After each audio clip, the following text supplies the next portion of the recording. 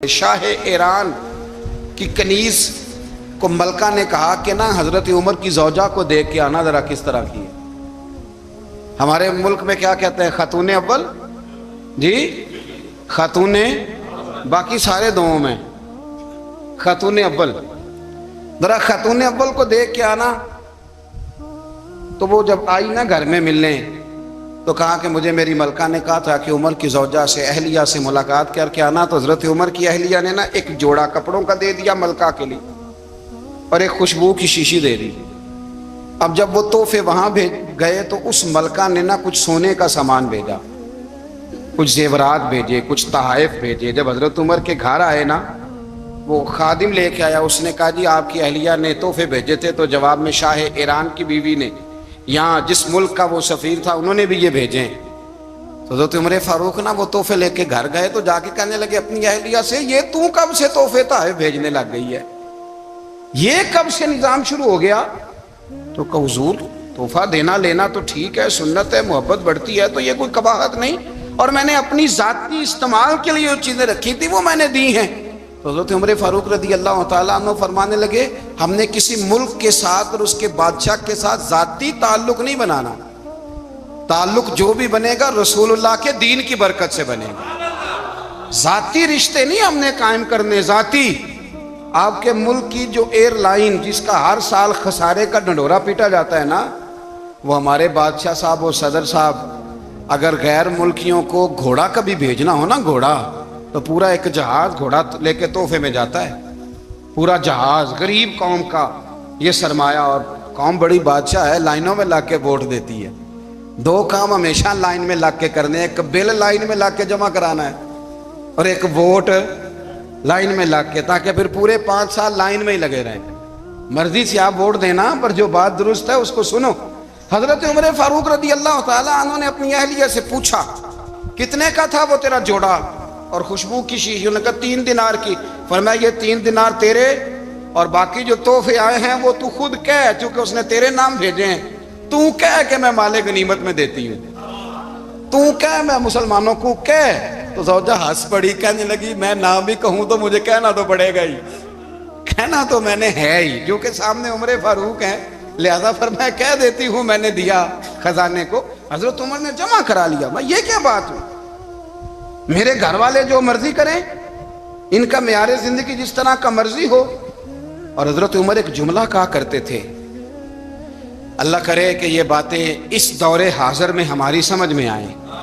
حضرت عمر فاروق رضی اللہ تعالیٰ عنہ اپنے بچوں کو فرمایا کرتے تھے کہ بہت آدمی کو بھوک لگی ہو نا، اور پھر اس کی پسند کا کھانا پکا ہو تو اتنے شوق سے وہ اس کھانے کو دیکھتا ہے نا، فرمایا اس طرح پوری قوم اپنے بادشاہوں کے خاندان کو دیکھتی ہے، اس تیزی کے ساتھ دیکھتے ہیں کہ ان کے گھر میں کیا ہو رہا، ان کا معیار زندگی کیا ہے، ان کا سٹیٹس کیا ہے۔ سیدنا فاروق اعظم رضی اللہ تعالیٰ عنہ نے اپنے گھر کے اندر اپنے بچوں، آپ کے بچے دونوں کاروبار کے لیے مصر گئے تو وہاں کے گورنر صاحب نے لوگوں سے، ایک بہت بڑا قافلہ گیا مدینے سے مصر تجارت کے لیے، جاتے ہیں نا آج بھی قافلے کئی ملکوں میں، تو یہ گئے تجارت کے لیے۔ تو حضرت عبداللہ ابن عمر اور حضرت عبید اللہ ابن عمر، حضرت عمر کے دونوں بیٹے گئے۔ جناب عمر فاروق کے بچے جب وہاں پہنچے تو مصر کے گورنر نے نا لوگوں کو تعارف کرایا کہ یہ عمر فاروق کے بیٹے ہیں، یہ حضرت یہ چودھری کے بیٹے کو کون بتاتا ہے کہ تو چودھری کا بیٹا ہے؟ باہر والے بتاتے ہیں، گھر والے جی۔ اور سیٹھ صاحب کے بیٹے کو کون بتاتا ہے کہ تو سیٹھ صاحب کا بیٹا ہے؟ اور مالک کو کون بتاتا ہے کہ تو مالک کا بیٹا ہے اور یہ کرایہ دار ہے؟ یہ کون بتاتا ہے؟ یہ سوچ ہم دیتے ہیں بچوں کو، چودھری اور کمی کی سوچ، امیر اور غریب کی سوچ، مالک اور کرایہ دار کی سوچ، گھر کے مالک کی اور کام کرنے والے کی سوچ، یہ ہم دیتے ہیں۔ یاد رکھنا یہ ہم دیتے ہیں، یہ ہمارا مزاج ہے، یہ باہر سے نہیں آتی۔ تو کوئی شہزادہ ہے، تو سیٹھ ہے، تو نواب ہے، یہ سوچ باہر سے نہیں آتی، یہ اماں سوچ دیتی ہے، اماں، یہ ابا سوچ دیتا ہے۔ اور پھر جب تباہی اترتی ہے تو اس کے ذمہ دار بھی باہر والے نہیں ہوتے، گھر والے ہوتے ہیں، گھر والے۔ ہمارے بچوں کی طبیعتوں پر زیادہ نقش باہر والوں کا نہیں ہوتا، گھر والوں کا ہوتا ہے، یاد رکھیے گا۔ حضرت عمر فاروق رضی اللہ بچے ہیں، شہزادے ہیں، وہ کاروبار کرنے گئے اور وہاں لوگوں نے بتایا گورنر صاحب نے کہ یہ فاروق اعظم کے بچے امیر المومنین کے. لوگوں نے ان سے زیادہ مال خریدا، تجارت میں زیادہ نفع ہوا. ظاہر ہے کہ وہ آپ کے جو اللہ خیر کرے حکمران ہیں، ان کے کاروبار کتنے ملکوں میں ہیں، کس بنیاد پر ہیں؟ وہ صرف اس بنیاد پر کہ وہ حکمران رہے، ان کے لیے آسان تھا بڑے لوگوں سے تعلقات بنانا. حضرت عمر فاروق رضی اللہ تعالیٰ عنہ کے بچے ڈھیروں مال کما کے جب واپس آئے نا، تو حضرت عمر سے آ کے بچوں نے بطور محبت کا ابا جی اللہ نے بڑا ہی فضل کیا ہے، بڑا مال کمایا الحمدللہ، یہ دیکھیں کتنا نوازا ہے. تو حضرت عمر کہنے لگے سارے قافلے نے اتنا ہی کمایا ہے، سارے قافلے نے اتنا ہی کمایا ہے؟ کہ حضور نہیں، سارے قافلے نے اتنا نہیں کمایا، سب کو اتنا نہیں ملا. وہ تو وہاں گورنر صاحب نے لوگوں کو تعارف کرایا تھا کہ یہ عمر کے بچے ہیں، تو لوگوں نے پھر ہم سے بڑا ہی خریدا. تو حضرت عمر فرمانے لگے ٹھیک ہو گیا، میں بات سمجھ گیا، اس طرح کرو جو تمہاری اصل زر تھی نا، جو راز تھی وہ رکھ لو اور باقی سارا مال مال خزانہ میں جمع کرا دو، اس لیے کہ یہ تم نے تجارت نہیں کی، یہ تم نے اپنے باپ کا نام بیچا ہے، یہ تم نے امیر المومنین کے بیٹے ہونے کا فائدہ اٹھایا ہے. فرمایا یہ تمہارا نہیں حق، یہ مسلمانوں کا ہے، اس لیے کہ یہ مال تم نے محنت سے نہیں کمایا، یہ باپ کی کرسی کا فائدہ اٹھایا ہے. اور فرمایا اگر تم نے مال جمع نہ کرایا تو میں مال بھی لے لوں گا زبردستی اور کوڑے بھی ماروں گا، ڈبل سزا دوں گا. مرضی سے جمع کراؤ گے تو کوڑوں سے بچ جاؤ گے. بڑے بیٹے نے تو جمع کرا دیا، تو چھوٹا تھوڑا پریشان ہوا. تو حضرت عبداللہ ابن عمر چھوٹے کا ماتھا چوم کے کہنے لگے بیٹے چپ کر کے جمع کرا، یہاں بھی فخر کر کے ہم عمر کے بیٹے ہیں اور قیامت میں بھی فخر کریں گے کہ ہم فاروق اعظم کے بیٹے ہیں. یہاں بھی ناز کریں گے اور وہاں بھی ناز کریں گے کہ عمر کے بچے ہیں. ہمارے باپ نے خود بھی حلال ہی کھایا ہے، اور جب ہماری کمانے کی باری آئی ہے تو ہمیں حکم بھی حلال کھانے کا دیا. بھائی ہمارا مزاج نہیں. بچہ جب لے کے آتا ہے 2 لاکھ روپیہ تو کبھی پوچھے کہاں سے آیا ہے؟ جب وہ پہلے دن غلط دوستوں کے پاس جا کے بیٹھتا ہے تو کبھی نکالا ہے گھر سے اسے؟ یہ بہت سارے خمیازے ہمیں اس لیے بھگتنے پڑتے ہیں کہ ہم ابتدا میں سوراخ بند نہیں کرتے. جب اس میں شگاف پڑ جاتا ہے، سیلاب آتا ہے تو ہمیں ہوش آتی ہے. حضرت عمر نے اپنے گھر میں نگرانی رکھی، کڑی نگرانی. زیادہ نماز گھر میں پڑھتے تھے حضرت عمر، نفلی نمازیں زیادہ کیوں بلا؟ بھائی یاد رکھیں کہ آپ نے اگر سجدہ کرنا ہے تو بچہ لیٹ جائے گا، وہ اسے پتا کو نہیں سجدہ کیا ہے. لیکن جب گھر میں کبھی قرآن ابا جی کھول لیں نا، جب ابا جی کا موڈ بن جائے نا لیکچر دینے کا، وہ گھر میں شروع ہو جاتے ہیں، کہتے ہیں آپ لوگ نماز نہیں پڑھتے اس لیے میرے کاروبار میں برکت کوئی نہیں، تم سویرے قرآن پاک نہیں کھولتے تو میں تباہ ہو گیا. تو میاں آپ نے کب گھر میں قرآن پاک کھولا تھا؟ آپ نے کب نماز پڑھی؟ آپ نے کب گھر کے اندر اللہ رسول کا ذکر کیا تھا؟ آپ نے کب حدیث چھیڑی؟ آپ نے بھی تو گھر کے اندر جب بھی آپ آئے ہیں تو آپ نے وہی کچھ کیا جو دنیا دار کرتے ہیں. آپ بھی تو اپنا موبائل لے کے الگ کونے میں بیٹھ گئے. آپ نے بھی تو کہا ہے کہ اب تمہارے چینل ختم، اب میری مرضی والا چلے گا. تو جو آپ نے کیا ہے بچے بھی وہی کام کریں گے. آپ نے بھی گپ شپ لگائی ہے تو وہ بھی لگا رہے ہیں. یہ سمجھ لیں جو کام آپ کریں گے آپ اپنے بچوں کی سیرت میں اس کا جلوہ دیکھ لیں گے. بڑی پکی سی بات ہے کہ آپ کو بچے کی عادتیں دیکھ کے سمجھ آ جائے گی کہ میں بھی یہی کرتا تھا اور یہ بھی. حضرت عمر فاروق رضی اللہ تعالیٰ عنہ وصال فرما گئے. تو آپ کے وصال کے بعد حضرت عثمان غنی رضی اللہ تعالیٰ عنہ نے آپ کی ایک بیوہ سے نکاح کیا، حضرت عمر کی ایک بیوہ سے. جب وہ آپ کے نکاح میں آئی تو کہنے لگی حضرت عثمان غنی سے کہ حضور نہ تو میں خوبصورت ہوں اور نہ میں جوان ہوں، نہ آپ کی کوئی خدمت کر سکتی ہوں، میرے ساتھ نکاح کرنا سمجھ میں نہیں آیا. کیا شاندار جواب دیا حضرت عثمان غنی نے، کیا خوبصورت جواب دیا. فرمانے لگے میں نے اس لیے نکاح نہیں کیا کہ مجھے تمہارے حسن سے دلچسپی تھی یا تمہاری خدمت کی ضرورت تھی، میں نے تو اس لیے نکاح کیا ہے کہ مجھے بتاؤ عمر فاروق گھر کے اندر اپنے رب کی عبادت کس طرح کرتے تھے، وہ قرآن پاک کس طرح پڑھتے تھے، وہ رویا کیسے کرتے تھے، استغفار کا طریقہ کیا، کس وقت کس انداز میں وہ اپنے رب کو یاد کرتے تھے. اس لیے کہ عمر کئی دفعہ گھر سے آتا تھا تو میں اس کے چہرے پر نور دیکھا کرتا تھا، میں روشنی دیکھتا تھا، ایک معیار دیکھتا تھا. نکاح اس لیے کیا ہے کہ مجھے عمر کی جو گھر کے اندر کی عبادت ہے اس سے آگاہ کرو، تاکہ عثمان غنی بھی چاہتے ہیں اس طرح کے عمل کرو جس طرح کہ عمر فاروق کر کے گئے ہیں. بھائی جب تک ہم اپنے گھر میں وہ توجہ نہیں دیں گے، وہ مزاج دیکھیں نا، ہمارے گھروں میں جب نقشہ پاس ہوتا ہے تو ٹی وی لان بھی اس میں ہوتا ہے، ڈرائنگ روم بھی ہوتا ہے، نماز کی جگہ بھی ہوتی ہے نقشے میں۔ صحابہ جب گھر بناتے تھے تو ایک مسجد بیت کا نقشہ پاس کرتے تھے، ذہن میں رکھتے تھے کہ یہ کونا نماز کے لیے، وہاں جوتے لے کے کوئی نہیں جائے گا، وہاں نماز پڑھی جاتی تھی، عورتیں وہاں اعتکاف کرتی تھی۔ ٹی وی لان تو آ گیا ہے، اور گھر کے اندر ٹی وی رکھنے کے لیے تو ایک کمرہ الگ سے بنا دیا گیا ہے، اور اب جو نئے نقشے پاس ہو رہے ہیں اس کے اندر گھروں کے اندر جگہ بنائی گئی ہے جہاں کمپیوٹر رکھے جائیں، اور بچوں کے لیے وائرنگ ہوگی نیچے تاکہ انہیں کوئی مشکل درپیش نہ ہو۔ یہ ساری چیزیں ہم نے نہانے کے لیے گھروں کے اندر اتنے اتنے بڑے واش روم بنائے ہیں کہ لگتا یہ ہے کہ سوائے نہانے کے اور کام ہی نہیں کوئی گھر میں ہوگا، ہر چیز آ گئی، پر اللہ کرے کوئی تفسیر بھی ٹیبل پہ پڑی نظر آئے، کوئی حدیث کی کتاب بھی ٹیبل پہ پڑی نظر آئے۔ اللہ کرے کہ جس طرح ابا لطیفہ سن کے آتا ہے تو جب تک سنا نہ لے اسے ہضم نہیں ہوتا، اللہ کرے کہ وہ جمعے میں بیان سن کے جائے تو اس کا بھی دل کرے میں اپنے بچوں کو سناؤں، وہ نبی پاک کی کوئی حدیث کہیں سے سنے تو گھر جا کے سنائے۔ جب تک یہ معیار نہیں بنتا، آپ کیسے توقع کرتے ہیں کہ گھر کے اندر اللہ کی رحمتیں نازل ہوں گی؟ آپ یہ کیسے توقع کرتے ہیں کہ گھر کے اندر وہ معیار اور وہ مزاج بنے گا؟ حضرت عمر فاروق نے ذاتی زندگی پر جو توجہ دی، گھر والوں کے معیار پر جو توجہ دی حضرت عمر فاروق رضی اللہ تعالیٰ عنہ نے، وہ بھی بڑی دیدنی ہے۔ حضرت ابو موسیٰ اشعری کو نا آپ نے وزیر خزانہ بنایا، وزیر خزانہ، تو حضرت ابو موسیٰ اشعری کہتے ہیں کہ حضرت عمر کو شیخ خزانے میں رہنے تو دیتے نہیں تھے۔ ایک دن نا میں صفائی کر رہا تھا اس کمرے کی جس میں خزانہ رہتا تھا۔ ہمارے تو ملک میں جو جاتا ہے وہ صفائی کر کے ہی جاتا ہے، اللہ خیر کرے، اور خیر معیار بدلتا ہے۔ جو پچھلی حکومت ہوتی ہے وہ قرضہ اٹھاتی ہے، وہ باہر سے جاتی ہے تو قرضہ لے کے آتی، اور جو نہیں آتی ہے وہ کہتی ہے ہمیں پیکج مل گیا ہے، وہ قرضہ نہیں اٹھاتے۔ ان کو کیا ملتا ہے؟ یعنی پچھلی نے قرضہ لیا تھا اور ہم نے، واہ جی واہ کیا خوبصورت انداز ہے، اس کا نام بدل کے نا، انہوں نے قرضہ لیا تھا اور ہم نے، میں کہا بڑے شاندار سیانے بندے ہو گئی۔ اور اللہ تعالیٰ خیر فرمائے، ہمارے جو بڑے شاندار قسم کے دوست ہیں نا، شاندار، جن کا ادب سے نام لیتے ہیں، وہ عرب کے بادشاہ ہیں۔ ہم تو عرب خالی کہتے بھی نہیں، عرب شریف کہتے ہیں، عرب شریف۔ انہوں نے پتہ کیا کیا ہے؟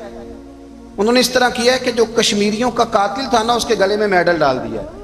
یہی کام وہ کرتے رہتے، انہوں نے پہلے انہیں بلا کے مندر بھی بنوائے تھے، ہمیں کوئی شکوہ نہیں، ان کی زمین ہے، اللہ تعالیٰ توفیق عطا کرنے والا ہے، پر خیال یہ تھا کہ چلو کشمیریوں کے زخموں پر نمک نہ چھڑکتے، 2 مہینے انتظار کر لیتے، کچھ حالات سنور جاتے، کچھ تھوڑا انتظار۔ ہیں ہمارے دوست، ہمارے وزیر اعظم صاحب جب جاتے ہیں تو وہ پھولوں کا ہار ڈالتے ہیں ہمارے دوست، لیکن انہیں وہ حدیث یاد نہیں کہ نبی پاک علیہ السلام نے فرمایا جب میرے مومن کو تکلیف ہوتی ہے تو مجھے بھی گنبد خضرا میں تکلیف ہوتی ہے۔ انہیں نہ کشمیریوں کا خون یاد نہیں آیا، انہیں برہان وانی کی کٹی ہوئی لاش یاد نہیں آئی، انہیں 30,000 بیوہ عورتیں 30,000 بیوہ عورتیں یاد نہیں آئی، 30,000 بیوہ عورتیں جن کے سہاگ اجڑ گئے، اور انہیں 1.25 لاکھ یتیم بچہ یاد نہیں آیا جو یتیمی کی زندگی گزار رہا ہے، اور اس کے باوجود بہت بڑے ذمہ دار ہے وہ۔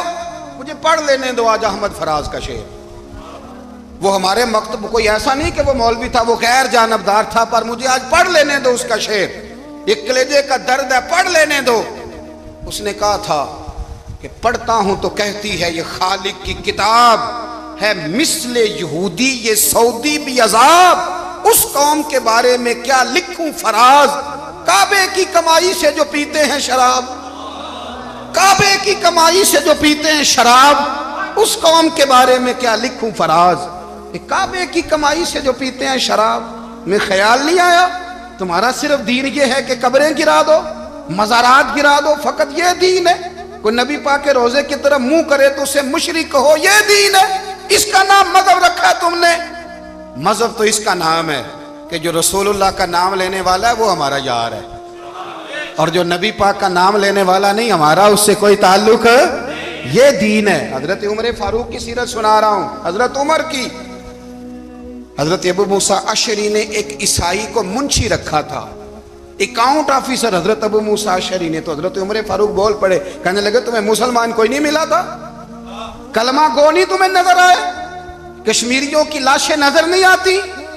उनका खून बह रहा है, तबाही उतर रही है, और तुम कातिल को गोल्ड मेडल पहना रहे हो। और याद रखना, जब मुसलमानों की बच्चियां रौंदी जाती हो ना, तो फिर इस्लाम अमन का दर्श नहीं देता, फिर इस्लाम जिहाद की बात करता है। फिर इस्लाम जिहाद की बात करता है, जिहाद की। वो कौमें गैरतमंद नहीं होती कि जिनके घरों में आग लगी हो और वो गैरों को हार पहनाती फिरे।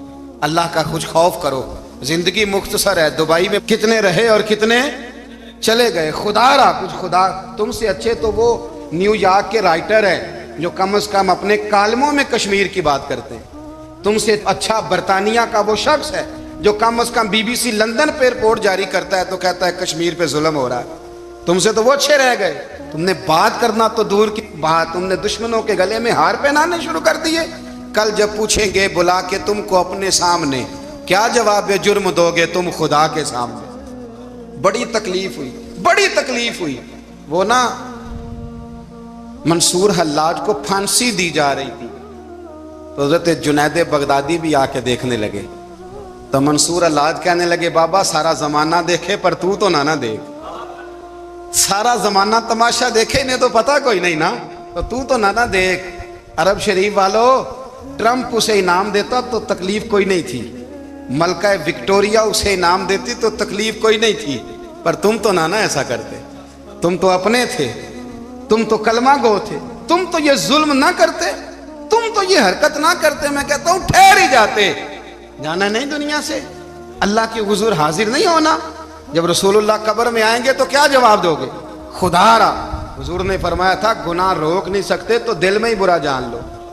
ज़ालिक अज़अफ़ुल ईमान, ये कमजोर ईमान है, कम से कम इतनी हद तक तो आ दो, दुश्मन से गले तो ना मिलो।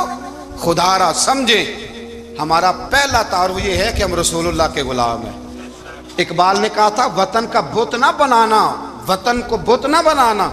इकबाल कहने लगे इन ताज़ा खुदाओं में बड़ा सबसे वतन है, जो पैरहन इसका है वो मजहब का कफन है।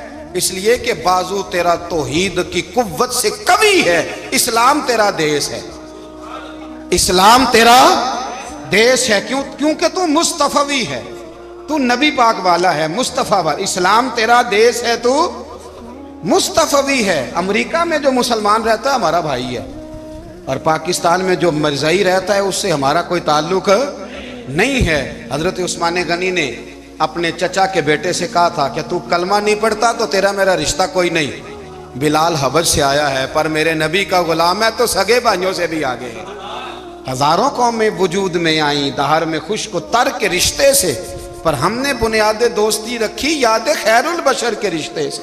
अपनी मिल्लत पर कयास अक़वाम मगरिब से न कर, खास है तरकीब में कौम रसूल हाशिम। कुछ ख्याल करें, पहला तारुफ दीन है, अगर दीन नहीं तो फिर किसी वतन की कोई जरूरत। इसलिए कि पाकिस्तान का तस्वुर इकबाल ने पेश किया ना, तो इकबाल कहने लगे इन ताज़ा खुदाओं में बड़ा सबसे वतन है, जिसको तुम बुत बना के पूजते हो। हमारा वतन तो हमें जान से ज्यादा प्यारा है, पर पहले पाकिस्तान नहीं, पहले इस्लाम। पहले इस्लाम तेरा देश है, तू मुस्तफवी है। तो आमदाम बरसरे मतलब हजरत उमर फारूक रदी अल्लाह ताला अन्हु। हजरत सैयदना अबू मूसा अशरी कहते हैं कि मैंने ना सफाई की, माल गनीमत की मैंने सफाई की, तो एक दिनार मुझे ना कहीं पड़ा हुआ मिल गया। तो फरमाते हमें इजाजत होती थी कि एक आध दिनार हम अपनी मर्जी से कहीं खर्च कर सकते थे। अगर आप नाराज ना हो तो हमारे यहाँ जब चेयरमैन साहब नाजम साहब ठेके देते हैं तो ठेकेदार उनका छोटा भाई होता है, या चचा का बेटा होता है, या खाला का बेटा होता है। वो खुद नाजम होते हैं और उनका छोटा भाई ठेकेदार होता है। यानी वो ना सारा कुछ घर के अंदर ही रहता है, घर के अंदर एक पैसा देता है, दूसरा वापस उसको वापस कर देता है, घर के अंदर ही। अब तो खैर हमारे लोग समझदार हो गए, एक बंदा एक सियासी जमात में होता है, दूसरा दूसरी में, और तीसरा जिसकी भी हुकूमत आई हुकूमत तो हमारी रहेगी ना, एक बंदा तो है ना उस जमात में। ये अच्छा लोगों ने एक तरीका निकाला है। तो हजरत उमर के बेटा गुजर रहा था, तो हजरत अबू मूसा अशरी कहते हैं मैंने सफाई की तो एक दिनार निकला। تو میں نے وہ 1 دینار نا حضرت عمر کے بیٹے کو دے دیا. میں نے کہا لو بیٹا اپنے چچا کی طرف سے تحفہ. اور گھر جا کے انہوں نے حضرت عمر کو بتایا کہ چچا نے پیسے دیے ہیں. چھوٹے بچے تھے. حضرت عمر نے حضرت ابو موسیٰ اشعری کو بلا لیا اور بلا کے فرمانے لگے میں تو تمہیں اپنا دوست جانتا تھا اور تو نے میری اولاد کو ہی دنیا دار بنانا شروع کر دیا. میرے بچوں کو ہی تم نے دنیا دار پیسوں پہ لگانا شروع کر دیا. میں تو تمہیں یار سمجھتا تھا. فرمایا تمہیں چاہیے تھا میرے بیٹے کو نصیحت کرتے کہ بیٹا پیسوں سے رب راضی نہیں ہوتا, اس کی رضا والے کام کیے جائیں تو رب راضی ہوتا ہے. اور فرمایا تمہیں کوئی اور گھر نہیں ملا تھا تباہ کرنے کے لیے, میرا ہی گھر ملا تھا. اٹھاؤ اپنا دینار اور خبردار آج کے بعد میرے بچوں کے ساتھ یہ والی نیکی نہ کرنا.